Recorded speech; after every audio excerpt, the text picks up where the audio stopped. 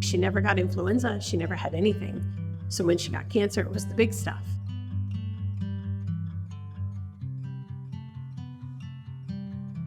She was only 7. She had never bowled by herself.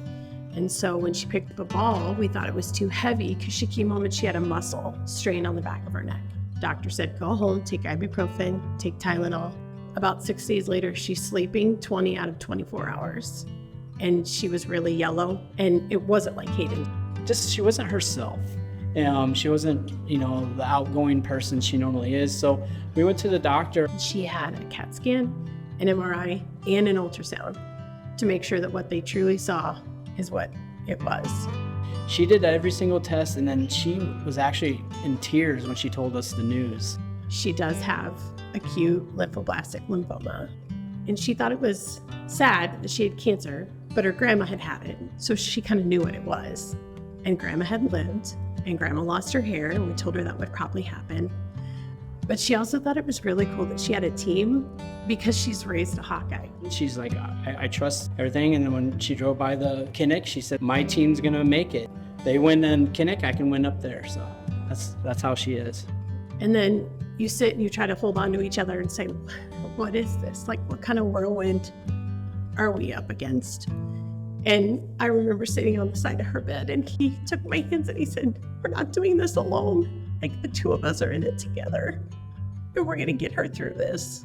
Because we didn't know. We didn't know if we'd even get to keep her. We asked, we said, what does this look like? Is this curable? Are we gonna get to take her home? And they explained everything, and they said, well, this is one of the easiest to cure.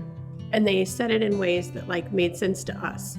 And so when they told us that you're looking at a 2.5-year treatment, that seems like a really long time considering she's only 7. She had to have treatments every Tuesday and every Friday, but every Tuesday we'd have the hard stuff. And then every Friday we would go in and she would have a spinal tap. So she had 17 spinal taps as well. The hardest one was the vincristine on her. It would make her have drop foot, and we were really worried about her being able to walk. But she did that for 2.5 years. And then they slowly weaned her off all of the medication that she was on because of the chemo. It feels really amazing, but also scary too, because it could come back any moment. And we've had a couple scares, but you gotta live by the moment. You really do. Live by the moment and just enjoy what you have. And that's what we do. At one point she said, do you think God's ready to take me to heaven? I said, well, I'm not ready for God to take you to heaven, and I don't think anybody else in the room is ready either. And she kind of sat back and she said, well, good, I'm not ready to go. But we completely wholeheartedly believe that she was given this mess to make a message out of it. And she'll say that. This mess is going to one day be my message. I just keep blowing through them. That's Steve stuck around the whole time. The biggest takeaway for Haidyn's story is don't give up. You might be 7 years old, but don't give up. You got a whole life to you. And that's what I think, that's what her story is. That girl's got big dreams.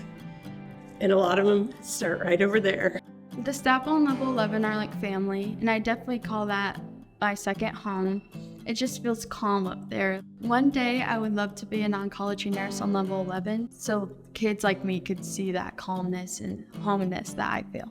I would say to the kids in the Stead Family Children's Hospital, just try to make happiness in it. See the giggles you can take, see the smiles that you can have.